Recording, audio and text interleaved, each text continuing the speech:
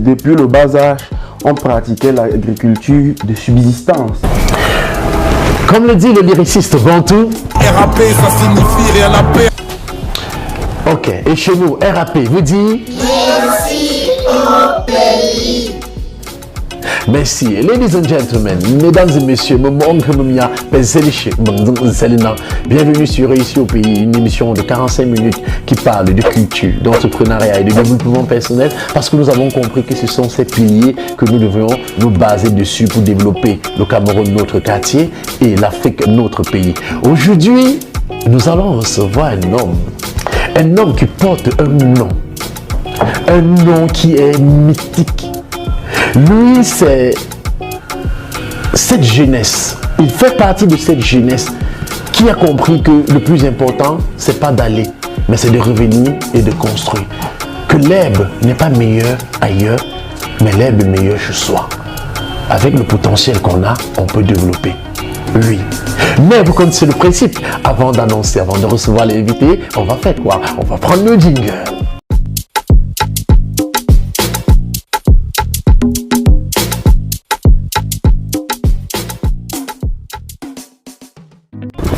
De retour sur ce plateau, comme je vous ai dit à l'introduction, c'est un jeune qui porte un nom. Oui. Beaucoup de personnes l'appellent. Oui, la grande population l'appelle Tami Jadin. Mais je préfère que lui-même, qui vienne prononcer, parce que son nom-là est tellement long. Et c'est long pourquoi? Parce que le père, qui est son père, et le père de son père, étaient des visionnaires avant de lui donner un type de nom. C'est un jeune. Après ses études à l'étranger, né dans le département de la Menoire, ensuite va à l'étranger, plus précisément je crois en Italie, fait ses études, revient au Cameroun et démarre avec l'agriculture. Pourquoi? Parce qu'il est né à l'intérieur, il a l'amour, il a décidé de construire sa vie dans l'agriculture. Et aujourd'hui, sans vous mentir, parce qu'il est tellement humble, lui, il est tellement humble qu'il va refuser de nous avouer beaucoup de choses sur ce plateau. Mais il fait le tour du monde grâce à l'agriculture qui donne avec de l'amour. Mais avant de recevoir notre invité, vous connaissez le principe. On va prendre la citation du jour.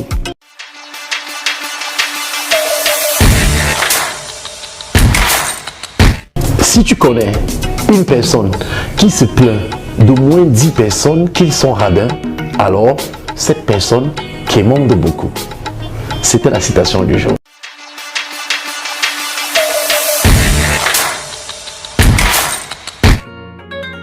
James, si tu veux devenir chocometo, si tu veux demeurer toujours way, si tu veux que les cocos te yamo, si tu veux faire un tour dans mon bendo, Miss Rossi, yeah, yeah, yeah. No rest, no rush, mama. Miss Rossi, yeah, yeah, yeah. No rest. Oui, comme je vous ai dit en introduction, nous allons rapidement recevoir notre invité, Monsieur Tami Jadin. Soyez la bienvenue. Merci beaucoup. Installez-vous confortablement. Merci beaucoup. Oh, vraiment. C'est une joie, c'est une fierté d'avoir cette jeunesse combattante.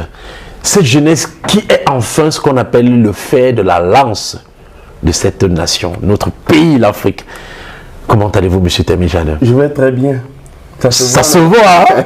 Ça se voit la joie, ça se voit l'élégance, ça se voit... Non, c'est le plus important. Le voyage n'a pas été... Non, pas du tout, ça s'est très bien passé. C'est bien passé. On est rentré dans de très bonnes conditions. Vu que pour vous avoir, ça n'a pas été facile. Non, l'agenda est très surchargé. Chef d'entreprise, formateur, meneur, sensibilisateur et chef de famille aussi. Bien évidemment. C'est pas facile, toutes ces casquettes. On cherche quand même à ramollir la casquette de telle manière. Voilà, c'est ça. Donc c'est pas facile, mais il faut être juste ordonné. Ordonné. Oui, savoir ce qu'on fait à tel moment, du moins savoir meubler son emploi de temps pour pouvoir satisfaire. On va appeler ça la discipline. Exactement. Il faut être discipliné. Voilà. Au nom de l'équipe de Réussir au pays, nous vous souhaitons la bienvenue et merci encore. Merci beaucoup. Monsieur Tami Jadin, une fois qu'on est assis sur ce siège, on est face à nos questions, face au questionnaire. Maintenant, nous demandons une seule chose, d'être vrai et de dire ce qui vous vient du cœur. Et vous de dire ce qui est. Vous êtes prêts? Très prêt. On peut démarrer avec Bien le évidemment. questionnaire. Ok, on va prendre la première question. Monsieur Tami Jada, d'après vous, c'est quoi l'identité culturelle? Pour moi, l'identité culturelle, c'est Need a sign, just to keep me going. I need a sign, just to keep me hoping. la personne, c'est-à-dire c'est une personne qui maîtrise l'environnement surtout dans lequel il est né. Moi, par exemple, mon identité culturelle, quand je définis mon identité culturelle, je vois Tchang, je vois la langue Yemba, la langue que je parle, la langue de mes parents, la langue qui m'a bercé à mon enfance. Donc c'est ça l'identité. Votre appartenance. Voilà, mon appartenance à un groupe sociologique, culturel, etc. Une communauté. Une communauté. Oh, merci. Vraiment merci. Et d'après vous, la culture est-elle un élément pour le développement d'une communauté? Bien évidemment, moi je le pense. Je pense que la culture est un élément fondamental pour le développement d'une communauté. Oui. Parce que notre communauté, je veux dire, les gens ont l'habitude de voyager, d'aller un peu de partout. Moi, quand je voyage, je suis d'abord peut-être camerounais, je suis Tchang, de la langue Yemba. Et quand je voyage, je transmets aux autres. Je ne pars pas, je ne voyage pas seulement pour prendre. Effectivement. Je voyage pour transmettre aussi ce que je maîtrise. Et ce que je maîtrise, c'est ma culture. Effectivement. Et cette culture peut bien évidemment plaire aux personnes que je rencontre ailleurs. Ça leur permet de pouvoir venir aussi voir ce que je fais chez moi, découvrir. Donc pour moi, la culture est un élément fondamental pour le développement d'une communauté. Exactement. Ok. Et d'après vous, est-ce que, d'après vous, votre regard aujourd'hui, est-ce que notre jeunesse est-elle impliquée dans la culture? Pas du tout. C'est même déplorable. Parce que lorsqu'on voit, prenons juste le cas typique de nos langues maternelles, comme vous allez voir comment ces langues sont en train de disparaître. Ouais, vous ne pouvez pas avoir des enfants à la maison et leur apprendre dès le bas âge. Vous savez, quand un enfant est capable, dès le bas âge, de retenir même voire 5-6 langues à la fois. Ça veut dire quoi? Et maintenant, un parent qui est à la maison avec son fils doit lui apprendre sa langue maternelle. Parce que nous, d'abord, nous ne parlons pas du vrai français. Effectivement. On doit laisser l'école apprendre ce français-là à l'enfant. Or, lorsque à la maison, on apprend le français à un enfant, et parfois même du faux français, c'est ce faux français que l'enfant retient. Et lorsqu'il arrive à l'école, il ne maîtrise plus vraiment quel est le bon, quel est le mauvais. Par contre, s'il s'appuie sur le socle de sa langue maternelle, à partir de ce moment, il pense en sa langue maternelle et il traduit ça en une autre langue. Donc, c'est beaucoup mieux comme ça. Donc, moi, je pense que la jeunesse aujourd'hui est pratiquement perdue dans ces canaux de la langue, de la culture. La culture, que ce soit la langue, que ce soit les mets, que ce soit la culture vestimentaire. Exactement. Nous sommes pratiquement, les jeunes sont vraiment perdus et je pense que il faut sonner la sonnette d'alarme, voilà, pour recadrer les choses et apprendre, en fait, les inciter à embrasser ce domaine. Je vous assure, un enfant qui maîtrise ses langues, je veux dire sa culture, sa langue maternelle, dès le bas âge, à l'école, il s'en sort nettement. Oui, puisqu'il sera enraciné. Exactement. Puisqu'il sera enraciné. Et d'après vous, quels sont les responsables de cet échec?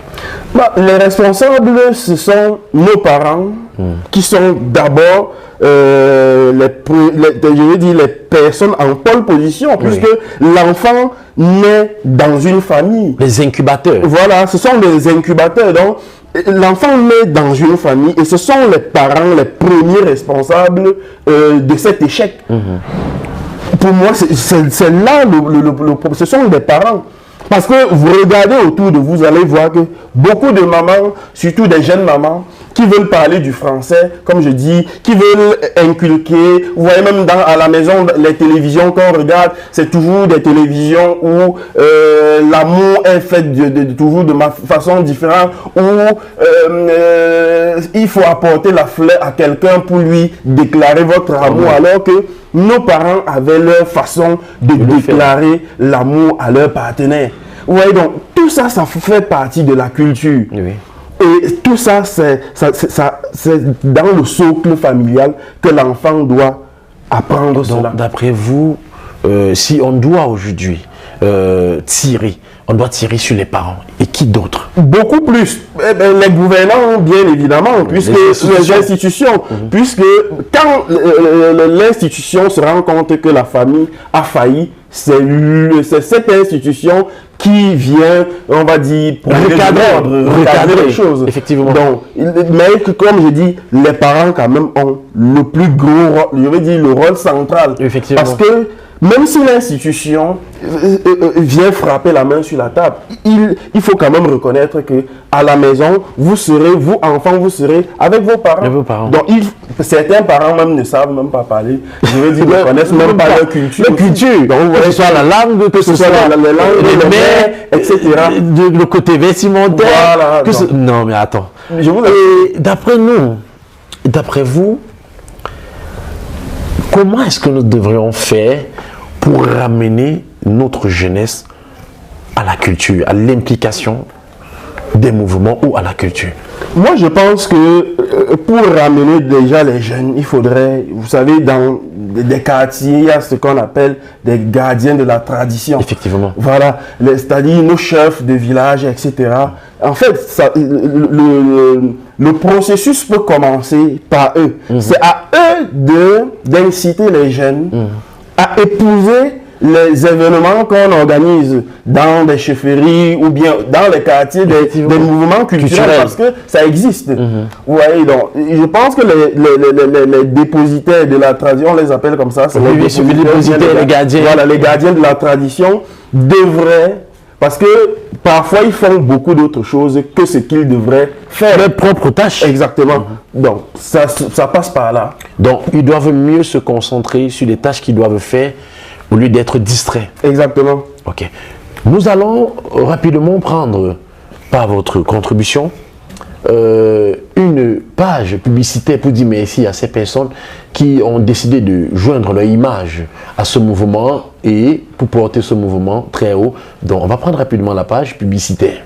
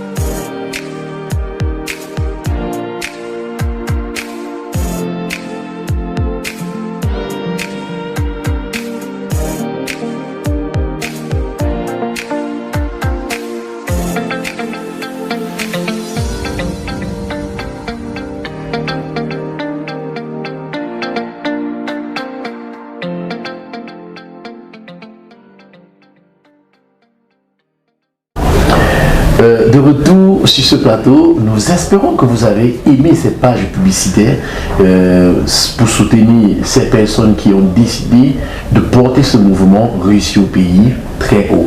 Monsieur Tami Jardin, vraiment nous sommes contents de votre intervention à la première partie. Je vous en prie. Parce que peu sont ces jeunes, surtout de notre génération, qui comprennent quel est le combat que nous devons mener, qui comprennent pourquoi est-ce que nous devions rester focalisés sur notre culture, parce que ce sont nos racines.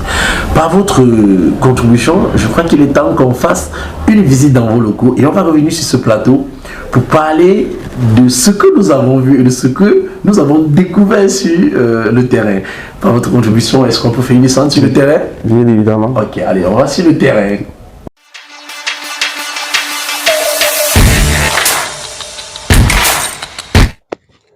Ok, où sommes-nous? Oui, nous sommes dans le village de Lapzinck. On a fait une descente sur le terrain Nous sommes chez l'invité. Il va nous parler, il va nous présenter tout ce que nous sommes en train de voir derrière nous. Où sommes-nous? Moi, je ne connais pas où je suis, mais l'invité aura le temps de nous dire. Monsieur Tami Jardin. Ouais, bonjour. Merci de nous recevoir dans votre, je vais dire, c'est votre sanctuaire. Merci, Mboni. Dans votre sanctuaire. Comme on le disait tout à l'heure à l'émission, on fait une descente sur le terrain. C'est ça. Maintenant, où sommes-nous? Nous sommes à Labzeng. Nous sommes dans l'une de mes pépinières d'arbres fruitiers. Oh, oui. Oui, ici, là, sur ce site, on a, sur l'autre site, on a plus de 35 000 pieds d'arbres fruitiers. Waouh! 35 000 pieds oui. d'arbres fruitiers. C'est-à-dire qu'il y a les pommiers, il y a les kiwis, il y a les citronniers, les pamplemoussiers, les orangers, les bitacolatiers, les colatiers, du singe, oui. Les colatiers bafia, les kiwis, bon, j'ai déjà parlé du kiwi, des cerisiers, oui. Des nuits, bref, il y a un peu de tout, des avocatiers, des manguiers. Des manguiers aussi, des goyaviers. Des goyaviers. Donc là, c'est l'un de nos sites parce que nous avons 3 sites comme ceci-là. Ok. On va faire un petit tour tout à l'heure, on va se balader, voir un peu la stratégie.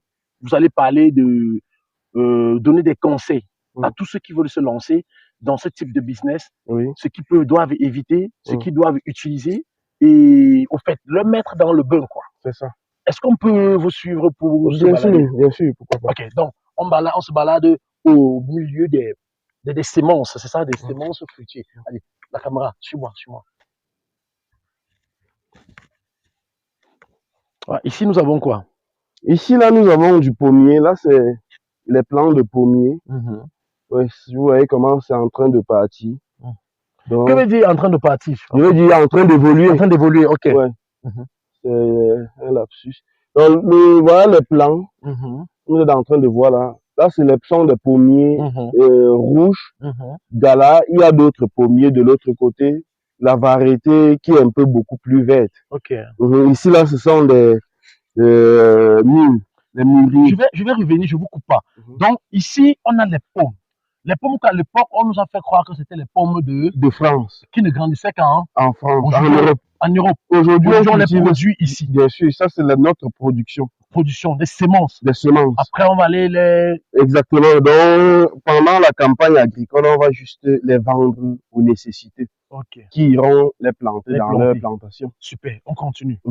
Ici, là, ce sont des mûriers. Les plants de mûriers, là, ce sont des boutures de mûres. C'est quoi les mûres? Les mûres, c'est un fruit noir, c'est légèrement noir, sucré, très sucré. On va vous présenter les mûres en image, pour que vous ayez une image, vous ayez une idée des mûres. Parce qu'on dit mûre, on croit qu'on parle du mûr. Non, c'est pas le mûr, c'est pas le mûr. Le mûr de BLM. Voilà. Ok. Maintenant, j'ai une question. Pourquoi ce système-ci? À quoi ça sert? Généralement, pendant la saison pluvieuse, on couvre, vous voyez des bâches là à l'arrière. Oui. On couvre ceci avec des bâches pour que l'intérieur de la pépinière soit toujours un peu, garde une certaine température. Ok. Voilà. Donc, ça nous sert d'étaler les bâches tout au-dessus. Ça permet de maintenir l'intérieur à une bonne température. Et permet aussi à l'évolution rapide de la plante. Tout en mettant hors de danger la plante. C'est ça. Des insectes, etc. D'accord, super. Ça permet que c'est comme un nouveau-né. Vous voyez, quand l'enfant vient de naître, il a besoin d'une certaine protection. Effectivement. La plante aussi, c'est la même chose. Quand une plante vient de se débourgeonner, elle a plus ou moins besoin de se sentir dans un milieu plus ou moins chaud. Ok. C'est ça.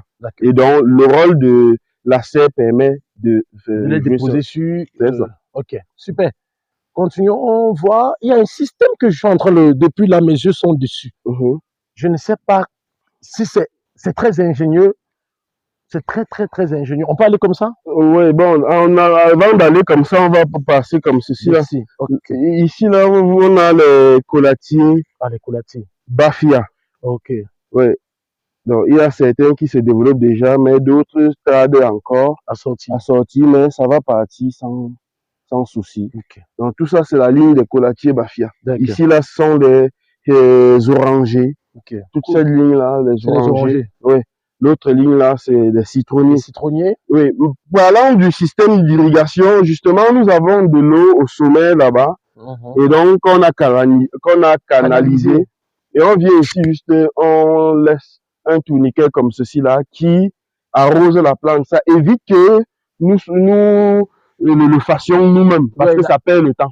Ouais, quand les ouvriers arrivent le matin, ils placent un tourniquet qui arrose bien. Après 2 heures de temps, ils viennent juste déplacer pour arroser la prochaine vague. Exactement, ainsi de suite. Ok, donc comme ce matin, c'est positionné là-bas. Oui. Ensuite, on va déplacer et positionner pour arroser à mesure. Exactement. Ok. C'est comme ça. Parce que je vois, ça prend un bon diamètre. Hein. Bien évidemment. Ça balaye un bon diamètre. C'est ça. Donc, l'objectif, c'est de mettre même 2 directement. Donc, on va installer un autre ici pour que ça prenne également toute cette partie. Ok. Oui. Un balayage d'un champ. C'est ça. Ok. Donc, de l'autre côté, ce sont des pruniers. Ok. Et en bas, là, c'est le bitaco, là. Oh, j'aurais bien aimé arriver là-bas, mais il y a la pluie là-bas. C'est ça. Il y a de l'eau qui peut endommager notre caméra. Ok. Monsieur Tami, oui. Nous savons que vous avez beaucoup de choses à faire. Donc, on ne va pas tellement traîner ici. On aurait bien voulu visiter d'autres, parce que vous avez un grand empire ici, dans l'agriculture. Ok? Oui. Grand empire dans l'agriculture. Quel est le conseil que vous pouvez donner à ceux-là qui vous regardent, puisque nous sommes sur le terrain? Parce que beaucoup se disent que l'agriculteur, vous avez vu sur le plateau de télé, il est chaud comme le porc, comme le pilet qui a dormi. Manger le pilet qui a dormi quand on a réchauffé. Il est chaud comme le pilet. Ok? L'image qu'on a de l'agriculteur en Afrique, à savoir c'est le pauvre qui fait dans l'agriculture. Qu'est-ce que vous pouvez dire à cette jeunesse qui a peur de se lancer dans l'agriculture parce qu'on va leur coller cette étiquette et dit qu'ils ne sont pas, qui dit qu'ils ne valent pas la place dans la société? Qu'est-ce que vous pouvez dire à cette jeunesse?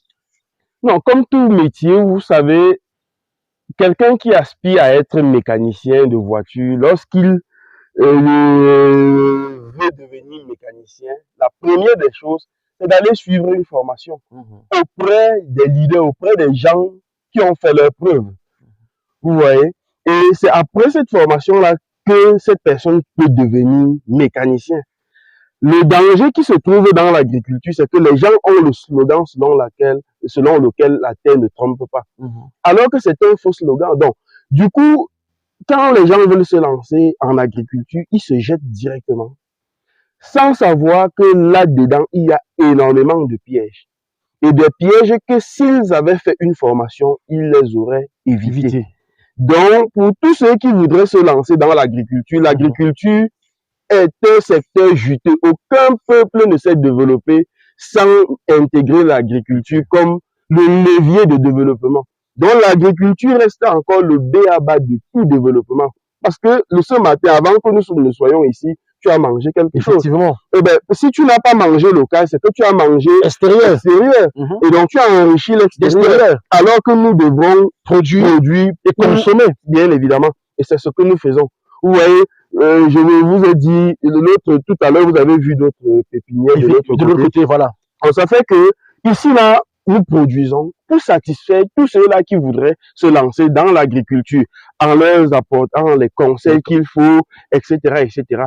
Et surtout, il ne faudrait pas que les gens oublient que ce mois, nous sommes en février. Voilà, le 18 février, à Douala, et le 25 février à Yaoundé, c'est la formation que nous organisons sur la culture intensive de la banane plantain et de la banane douce. Tu as bien noté ta date. Voilà. Tu as noté les dates. 18 février et 25 février à Yaoundé. Ne restez plus derrière vos téléphones, derrière vos petits écrans pour dire que vous voulez.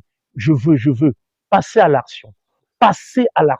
Venez vous faire former. Prenez des formations dans le domaine que vous voulez vous lancer. C'est ça.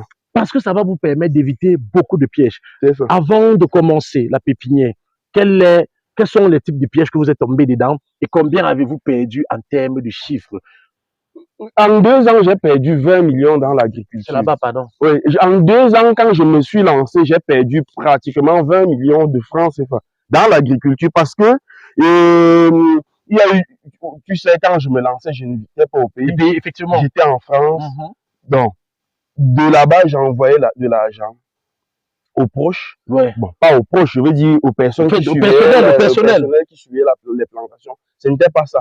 Quand je suis rentré, je n'avais aucune notion de l'agriculture. Et c'est en faisant tout ça, en perdant l'argent sur le terrain, puisque je suis quelqu'un qui pratique, je suis un agriculteur pratiquant. Exactement. Je suis sur le terrain. Donc, ça m'a permis quand même aujourd'hui d'élever le niveau parce que j'ai perdu cet argent, mais je ne me suis pas arrêté. 20 millions. Oui, plus de 20 millions. Plus de 20 millions Exactement. En 2 ans. Pourquoi? Parce qu'il ne s'était pas formé, il n'avait pas ses connaissances, Exactement. il est tombé dans le tas, il est tombé dans les pièges. Et comme le piège ne ment pas, ça a pris cash. Et maintenant, une pépinière comme celle-ci peut vous rapporter combien? Non, on ne peut pas dire ça. Non, c'est parce que je veux faire comprendre aux gens que ce business, c'est un business qui est juteux.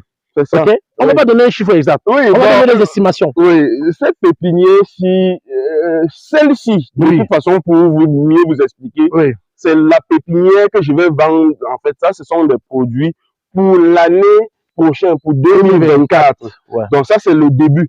Mais les autres que vous avez vus, c'est pour cette année. Ok, les autres, c'est pour cette année. C'est pour cette année. Super. Donc, celle-ci, vous voyez comment c'est encore en train de se lever. Donc, on laisse comme ça. Là, on sait que d'ici mars 2024, ça aurait déjà une taille assez importante pour les semer directement dans les plantations. Okay. Oui. Maintenant, celle-ci, je vous ai dit, nous sommes ici à plus de 35 000 plants. Ben, on peut pas, ça peut vous faire même 40 millions. Ok.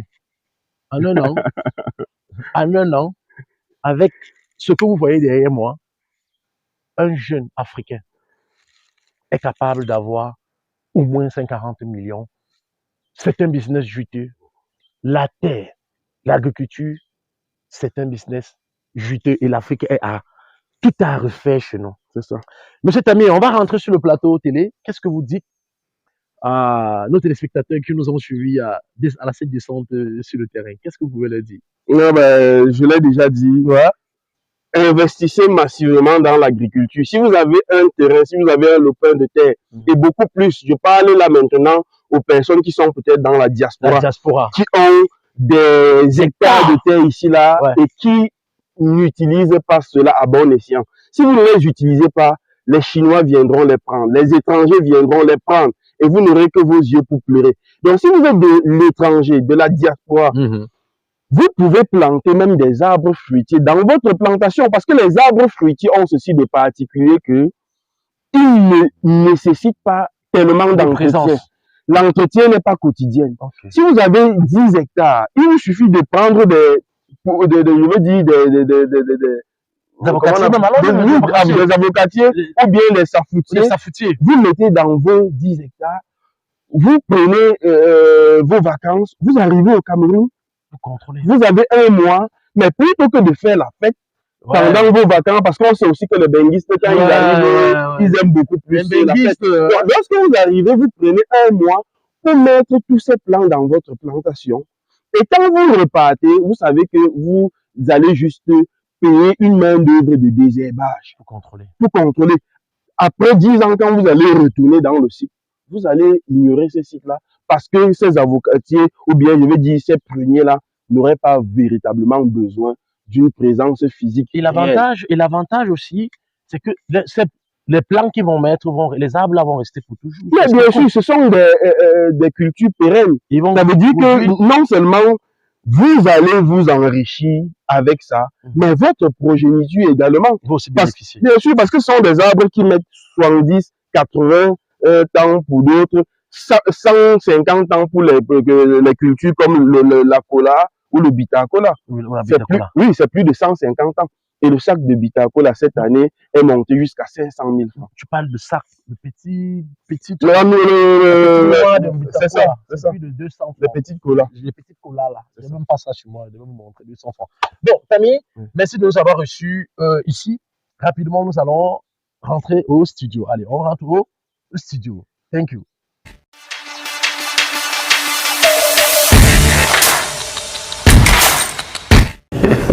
De retour sur ce plateau.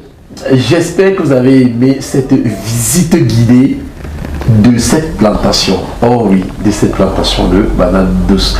Mais avant de prendre le deuxième questionnaire, vous connaissez, vous les habitués, vous connaissez. On va prendre rapidement la question du jour.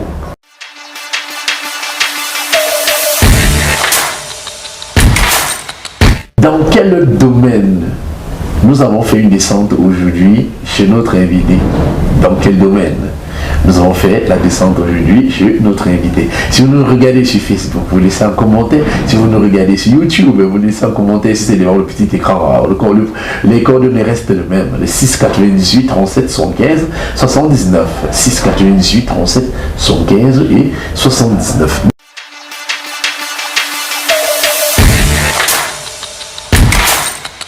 Monsieur Tami Jadin, d'où vous vient l'amour pour l'agriculture?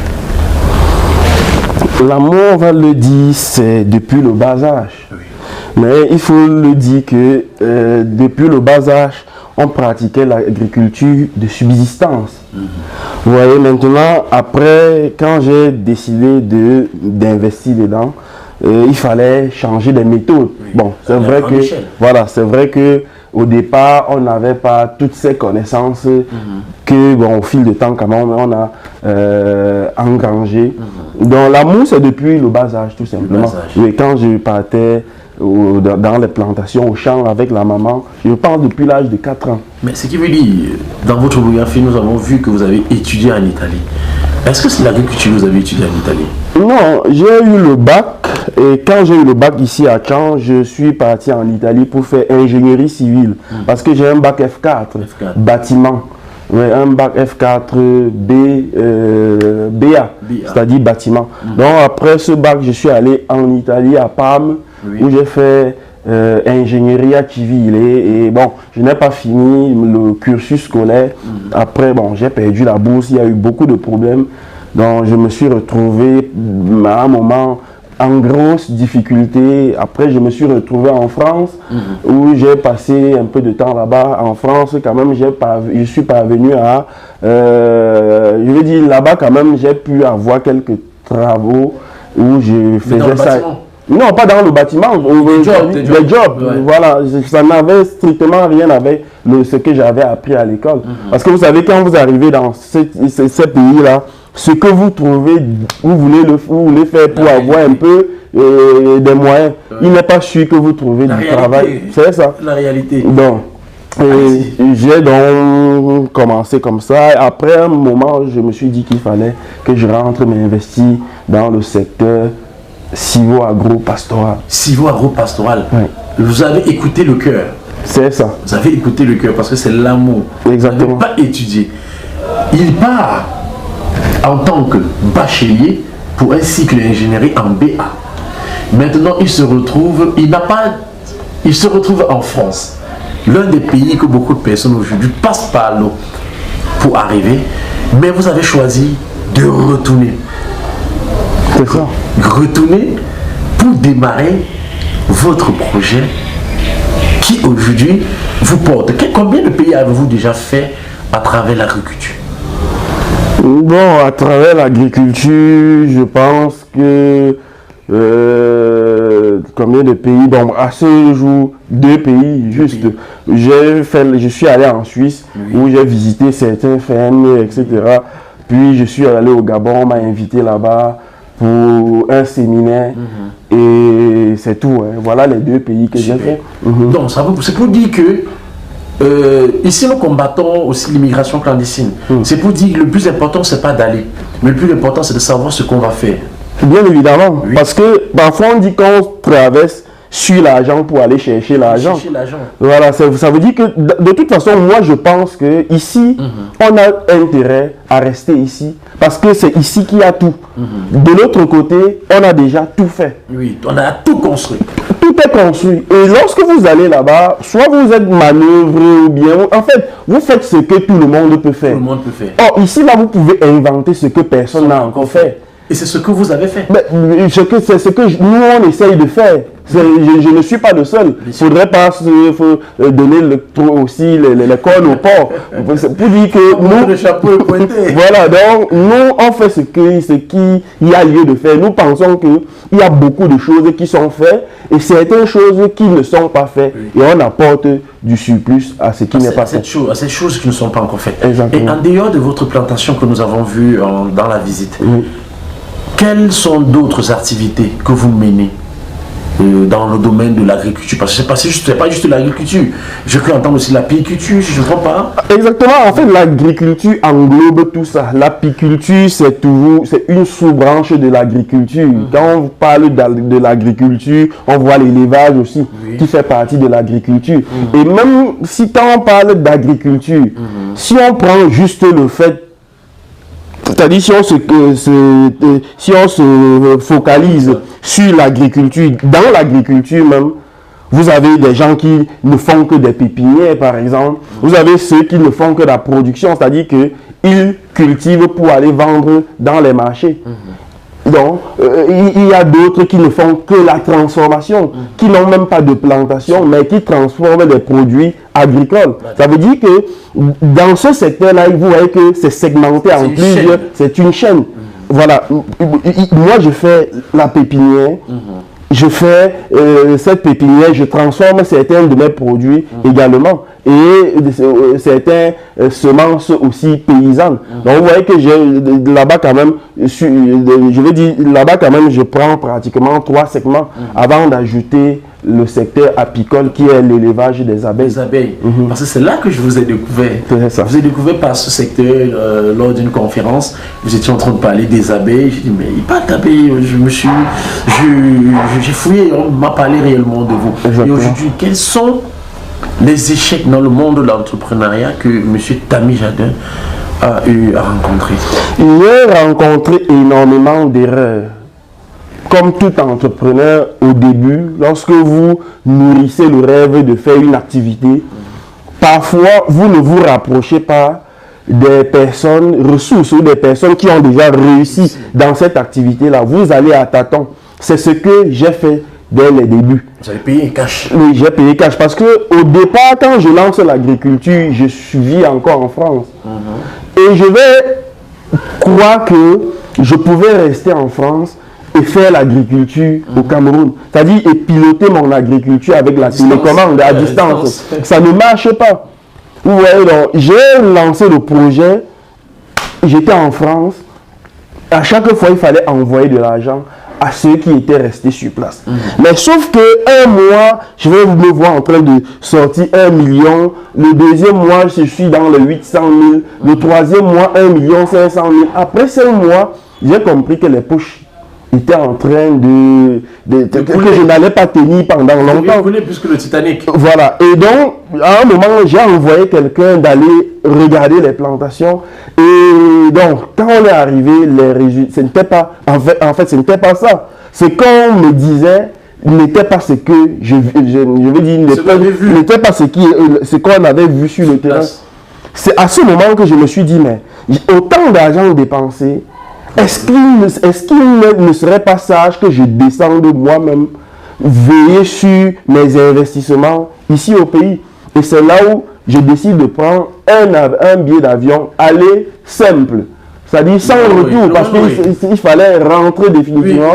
Et c'est quand je suis rentré, donc j'ai connu tellement d'échecs parce que les plantations étaient mal faites, les densités non respectées. Bon, même si les densités étaient respectées, comme on le fait, ça n'allait aboutir à nulle part. Donc après, je me suis retrouvé en train de détruire complètement toutes les plantations où j'avais investi. Donc c'est plus d'une vingtaine de millions de francs. C'est ce que vous avez dit, vous êtes retrouvé en train de dépenser, d'écraser plus d'une vingtaine de millions de francs CFA. Exactement. Là, une somme que je n'ai jamais pu recouvrer. Mais ça ne vous a pas empêché de continuer le combat? Oui, parce que dans ma tête, il n'était plus question de lâcher. Oui. Et je ne me voyais plus dans un autre pays aller faire, je vais dire, l'opéraille, comme on dit souvent, c'est-à-dire que l'ouvrier, quelque part, moi, j'avais foi en ce que je faisais. Et je comprenais de toute façon, au fil de temps, les difficultés que je rencontrais sur le terrain. Et quand je faisais des perspectives, je voyais qu'il y avait la possibilité de corriger ces erreurs et de tirer son épingle du jeu. Effectivement. Et au fil du temps, je corrigeais bien évidemment ces erreurs-là parce qu'il faut aussi le noter que la crise du Covid est venue nous terrasser encore. Parce qu'il a manqué d'un seul pouce, je serais encore rentré là où j'étais. En Europe. Bien évidemment. Mais dans mon fort intérieur, je me disais, rentrer encore là où j'étais, repartir à zéro, ce serait vraiment un échec cuisant. Parce que vous êtes sans ignorer que lorsque vous quittez un pays, pour un autre, vous reprenez votre vie, c'est un nouveau départ. Mais quand vous échouez dans ce nouveau départ, vous retournez là où vous étiez, c'est encore un autre nouveau départ. Alors que vous avez déjà accumulé une expérience ici qui peut vous servir de capital. Parce que l'expérience aussi, exactement, c'est du capital. Que beaucoup de personnes ne comprennent pas. Exactement. Donc, avec ces connaissances que j'avais déjà accumulées, il fallait que je frappe là où il le faut. Et j'ai commencé, donc, à partir de ce moment, à revoir complètement tout ce qu'on nous enseignait, le système, à douter même parfois des densités qu'on nous conseillait de faire et à améliorer beaucoup de techniques agricoles en fait. Et aujourd'hui, qu'est-ce que Tami Jardin propose à ces personnes qui veulent suivre ses pas, l'accompagnement, les formations? Qu'est-ce que Tami Jardin propose? Nous proposons des formations déjà en apiculture.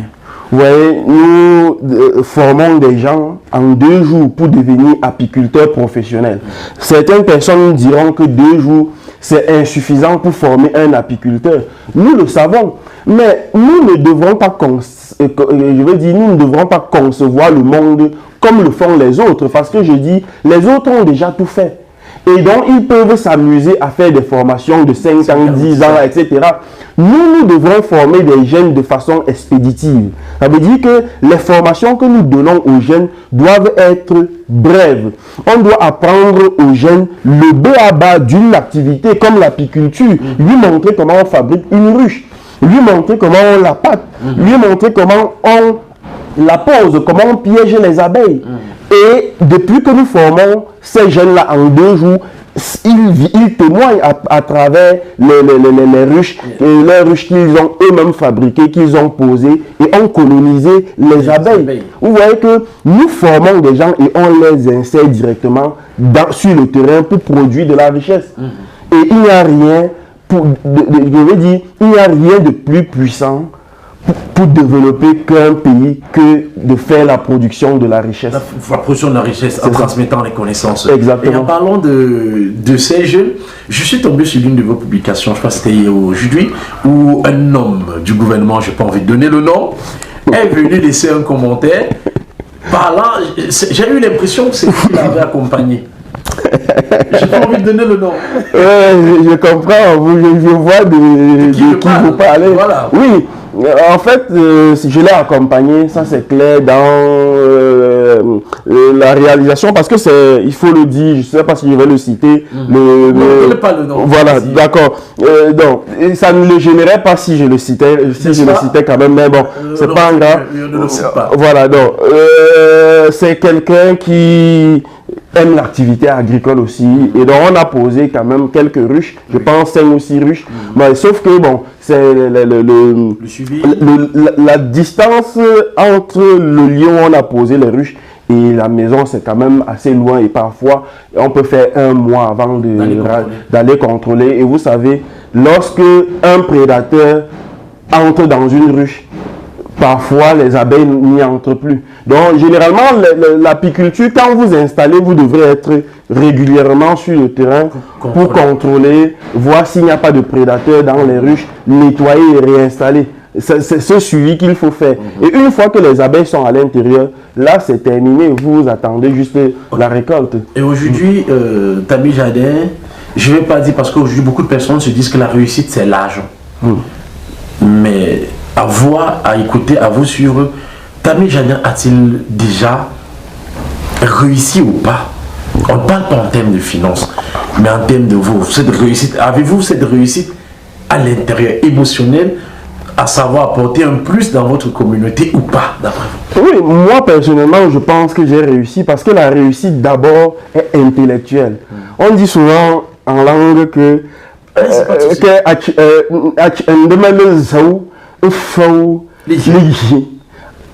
Azao, au fond, comme Bingo léger, au nord léger, mais on n'a pas un cap.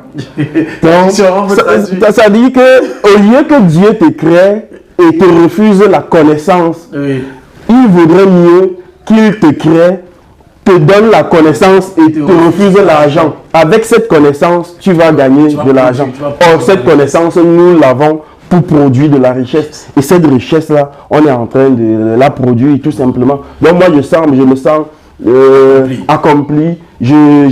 Ça ne veut pas dire que je n'ai pas de problème. Il y a des problèmes, ça et là. Mais le mindset est là, la détermination est là et il n'y a rien qui peut nous ébranler. Le mindset est là, la détermination est là. Ça. Et pour sortir, est-ce que M. Tami Jadin peut regarder la caméra et dire, envoyer quelques conseils à cette, je pourrais dire à cette précédente génération, notre génération et la future génération qui va nous regarder. Quel est le conseil que vous voulez donner en regardant la caméra? Le conseil que je peux donner à la nouvelle génération, c'est que la meilleure banque, c'est la terre.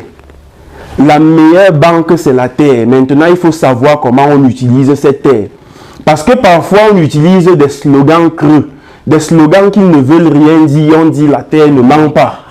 Mais il faut aller cultiver 1 hectare de tomates pour à la fin ne rien récolter, pour comprendre que sur cette terre-là, il y a beaucoup de paramètres à respecter. Il y a des gens qui cultivent déjà les tomates et que si vous voulez par exemple vous lancer dans cette culture, rapprochez-vous de ceux-là qui le font déjà. Si vous voulez faire des choux, rapprochez-vous déjà de ceux qui le font. Ils vous donneront des conseils et cela vous permettra de gagner déjà en temps. Et de ne pas aller jeter votre argent ou bien mettre votre argent dans une culture que vous ne maîtrisez ni le commencement ni la fin. Donc, retenez que la terre, c'est la meilleure des banques. Lorsque vous savez comment vous allez gérer cette terre-là, lorsque vous maîtrisez cette terre-là, lorsque vous savez le moment propice pour utiliser cette terre-là, je vous assure, vous sortez peinard. Vous sortez peinard. Monsieur Tami Jadin, il y a toujours un piège sur ce plateau. Vous l'avez dit en français, n'est-ce pas? Est-ce que vous voulez le dire en votre langue?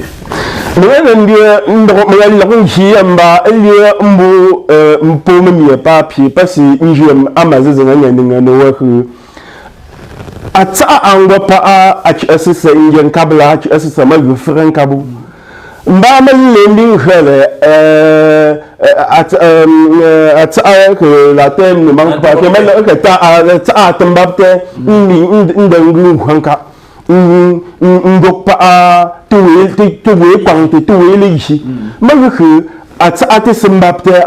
aucun coup kuanka a nan zepa a ukuanka etelen ka pop ndine zeti adanti ta ase uwemu ke win on the sound ke win on mukuwa ke win auto tomade ke kevun unse ke ata aje so ngata ase ngbele automat ngbe tekiju nine mbi mbete pa atangu juga ngwe voilà, un jeu voilà, donc, à ce moment,